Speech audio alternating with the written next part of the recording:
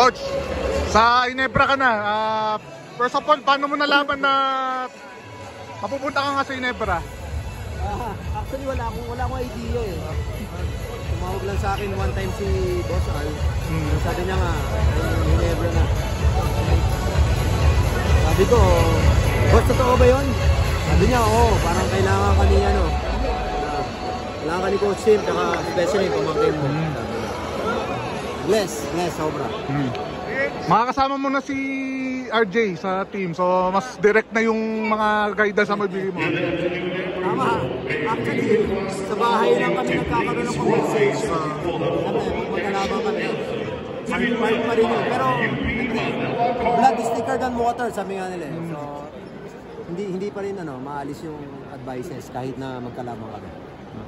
So, ngayon, it's easier na kasi hindi together na. Tayo sa Ginebra, Magnolia, pero kasama mo ngayon si Coach Tim.